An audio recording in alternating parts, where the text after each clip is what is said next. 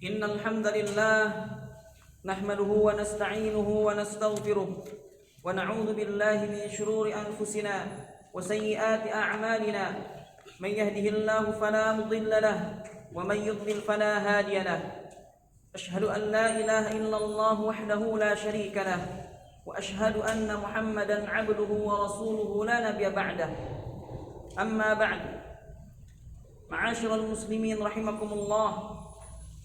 Mengawali khutbah yang singkat ini, khatib berwasiat kepada kita semua, terutama kepada diri khatib pribadi, untuk senantiasa berusaha meningkatkan keimanan dan ketakwaan kita kepada Allah Subhanahu wa taala dengan menjalankan semua kewajiban dan menjauhi diri dari segala yang dilarang dan diharamkan oleh Allah Subhanahu wa taala. Ma'asyiral muslimin rahimakumullah. Nikmat harta adalah nikmat yang patut disyukuri. Nikmat itu disyukuri dengan menjalankan tiga rukun, yaitu bersyukur dengan hati, ucapan, dan menggunakannya untuk hal-hal kebaikan. Ingatlah kaidah yang menjadi prioritas dalam mengeluarkan harta adalah untuk memenuhi yang wajib, lalu memperhatikan yang sunnah, sebagaimana kaidah dalam amal saleh seperti itu pula. Ma'asyiral muslimin rahimakumullah, ada beberapa aturan mengenai harta yang perlu dipahami.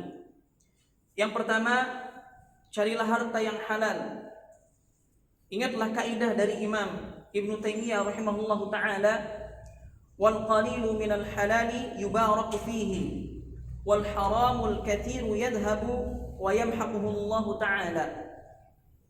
Rezeki halal walaupun sedikit itu lebih berkah daripada rezeki yang haram yang banyak. Rezeki haram itu akan cepat hilang dan Allah akan menghancurkannya. Pekerjaan itu yang penting halal, sebagaimana di dalam hadis berikut dari Jabir bin Abdullah radhiyallahu anhu, Nabi sallallahu alaihi wasallam bersabda, Ayyuhan nasu taqullaha wa ajmilu fil talabi fa inna nafsan lan tamuta hatta tastawfiya rizqaha wa in abta'a anha fattaqullaha wa ajmilu fil talabi khudhu ma halla wa da'u ma haruma. Wahai umat manusia, bertakwalah engkau kepada Allah Subhanahu wa taala dan tempuhlah jalan yang baik dalam mencari rezeki, karena sesungguhnya tidaklah seorang hamba akan mati hingga ia benar-benar telah mengenyam semua rizkinya, walaupun terlambat datangnya. Maka bertakwalah kepada Allah Subhanahu wa taala dan tempuhlah jalan yang baik dalam mencari rezeki. Tempuhlah jalan-jalan mencari rezeki yang halal dan tinggalkanlah yang haram. Hadis riwayat Ibnu Majah, dikatakan sahih oleh Syekh Al-Albani. Ingatlah, jika ada yang memiliki penghasilan yang haram, kita tidak boleh memanfaatkannya. Kita harus mengeluarkan semuanya untuk selain kepentingan pribadi dan membangun masjid. Demikian yang dijelaskan oleh para ulama. Ma'asyiral muslimin rahimakumullah. Kemudian yang kedua, prioritaskan memenuhi yang wajib, mulai dari nafkah dan tanggungan. Dari Abu Hurairah radhiyallahu anhu, Nabi sallallahu alaihi wasallam bersabda, dinarun anfaqtahu fi sabilillah wa dinarun anfaqtahu fi raqabatin wa dinarun tasaddaqta bihi ala miskinin wa dinarun anfaqtahu ala ahlika a'dhamuha ajran alladhi anfaqtahu ala ahlika.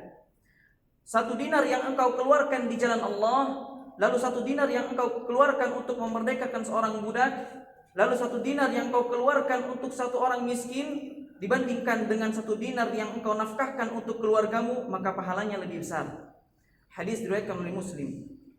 Utang itu adalah tanggungan yang mesti kita bayar, karena bila hutang itu dibawa mati, amatlah merugikan kita. Dari Abu Hurairah radhiyallahu anhu, Nabi sallallahu alaihi wasallam bersabda, nafsul mu'mini mu'allaqatun bidainihi hatta yuqda anhu. Jiwa seorang mukmin masih bergantung dengan hutangnya hingga dia melunasinya. Hadis riwayat Tirmidzi dan Ibnu Majah. Al-Hafidz Abu Thahir mengatakan bahwa sanad hadis ini hasan. Kemudian yang ketiga, jika masih ada simpanan, prioritaskan untuk menunaikan zakat apabila telah memenuhi nisab. kadar minimal untuk terkena zakat, dan haul bertahan selama setahun hijriah. Allah Subhanahu wa taala memerintahkan untuk menarik zakat dari orang kaya sebagaimana disebutkan di dalam firman Allah Subhanahu wa taala, A'udzu billahi minasyaitonir rajim, khudh min amwalihim shadaqatan tutahhiruhum wa tuzakkihim biha wa shalli 'alaihim inna salataka sakanun lahum wallahu samii'un 'alim. Ambillah zakat dari sebagian harta mereka, dengan zakat itu kamu membersihkan dan mensucikan mereka dan berdoalah untuk mereka. Sesungguhnya doa kamu itu menjadi ketentraman jiwa bagi mereka, dan Allah Subhanahu wa taala Maha mendengar lagi Maha mengetahui. Surah At-Taubah ayat 103. Lihatlah, tujuan zakat adalah untuk membersihkan diri dari dosa dan akhlak yang jelek. Lalu zakat juga untuk mentazkiyah, mensucikan orang yang berzakat, membuat akhlak dan amalnya jadi baik. Zakat ini akan berdampak baik pada dunia dan akhiratnya, serta harta orang yang berzakat juga akan berkembang. Demikian yang dikatakan oleh Syekh As-Sa'di mengenai tafsir ayat di atas. Kemudian hanya harta tertentulah yang akan terkena zakat. Contoh harta di tengah-tengah kita yang akan terkena zakat adalah yang pertama emas. Jika telah mencapai 20 dirham atau 85 gram emas murni, dan perak jika telah mencapai 200 dirham atau 595 gram perak murni. Zakatnya adalah 2,5% dari emas atau perak tersimpan. Kemudian uang, ya, dan barang dagangan, manakah yang tercapai terlebih dahulu antara nisab emas atau perak, yaitu 85 gram emas 24 karat atau 595 gram perak murni. Nisab perak lebih rendah dalam hal ini, sekitar 7 juta rupiah. Zakatnya adalah 2,5% dari saldo simpanan terakhir atau 2,5% dari total harga stok nilai barang dagangan sesuai harga pasar pada hari bayar zakat. Selain zakat mal, itu harta, ada juga zakat fitrah, zakat yang terkait dengan badan yang dikeluarkan menjelang Idul Fitri.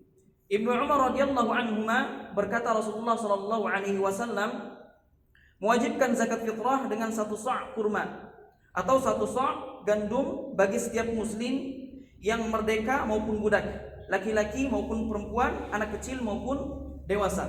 Zakat tersebut diperintahkan untuk dikeluarkan sebelum orang-orang keluar untuk melaksanakan salat Id. Hadis diriwayatkan oleh Bukhari dan Muslim. Kemudian 1 sa' di sini adalah kewajiban zakat fitrah yang dikeluarkan oleh orang yang masih hidup ketika bertemu dengan tenggelamnya matahari pada malam Idul Fitri. 1 sa' adalah 2,5 kilogram, ya, seperti umumnya kita mengeluarkan zakat fitrah. Zakat di atas disalurkan pada 8 golongan seperti yang disebutkan di dalam ayat ini. Namun itu 8 golongan untuk zakatnya secara umum. Akan tetapi untuk zakat fitrah, zakat fitri itu yang lebih kuatnya adalah kepada orang miskin, fakir miskin. Allah Subhanahu wa taala berfirman, innamas sadaqatu lil fuqara'i wal masakin wal 'amilina 'alaiha wal mu'allafati qulubuhum wa fir riqabi wal gharimina wa fi sabilillahi wa binis sabil fariidatan minallah wallahu 'alimun hakim. Sesungguhnya zakat-zakat itu hanya untuk orang-orang fakir, orang-orang miskin, amil zakat, para mu'allaf yang dibujuk hatinya untuk memerdekakan budak, orang-orang yang terlilit hutang untuk jalan Allah, dan untuk mereka yang sedang terputus perjalanan jauh untuk melanjutkan perjalanan. Sebagai suatu ketetapan yang diwajibkan Allah Subhanahu wa taala, Allah Maha mengetahui lagi Maha bijaksana. Surah At-Taubah ayat 60. Kemudian yang keempat, harta yang tersisa setelah itu dimanfaatkan untuk sedekah sunnah, ya, termasuk untuk amalan jariah, investasi, hingga tabungan untuk masa depan. Imam Ibnu Battal rahimahullahu ta'ala menjelaskan, barang siapa yang menyalurkan harta untuk 3 jalan, yaitu nafkah, zakat wajib, dan sedekah sunnah, maka ia berarti tidak menyia-nyiakan harta dan telah menyalurkannya tepat sasaran. Juga boleh orang seperti ini didengki, maksudnya adalah bersaing dengannya dalam hal kebaikan.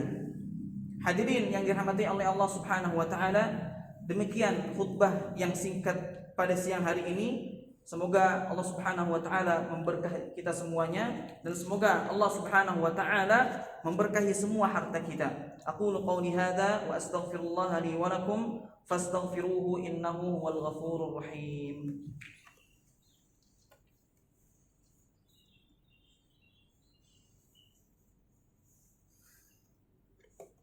Alhamdulillahi wa kafa وأصلي وأسلم على سيدنا محمد المصطفى وعلى آله وأصحابه أهل الوفاء. أشهد أن لا إله إلا الله وحده لا شريك له، وأشهد أن محمدا عبده ورسوله. أما بعد، فيا أيها المسلمون، أوصيكم ونفسي بتقوى الله العلي العظيم، واعلموا أن الله أمركم بأمر عظيم، أمركم بالصلاة والسلام على نبيه الكريم، فقال: إن الله وملائكته يصلون على النبي يا أيها الذين آمنوا صلوا عليه وسلموا تسليما. اللهم صل على محمد وعلى آل محمد كما صليت على إبراهيم وعلى آل إبراهيم إنك حميد مجيد، وبارك على محمد وعلى آل محمد كما باركت على إبراهيم وعلى آل إبراهيم في العالمين إنك حميد مجيد. اللهم اغفر للمسلمين والمسلمات والمؤمنين والمؤمنات الأحياء منهم والأموات. اللهم ادفع عنا البلاء والغلاء والوباء والفحشاء والمنكر والبغي والسيوف المختلفة والشدائد والمحن ما ظهر منها وما بطن من بلدنا هذا خاصة ومن بلدان المسلمين عامة، إنك على كل شيء قدير. اللهم إنا نسألك الهدى والتقى والعفاف والغنى. اللهم اكفنا بحلالك عن حرامك وأغننا بفضلك عمن سواك. اللهم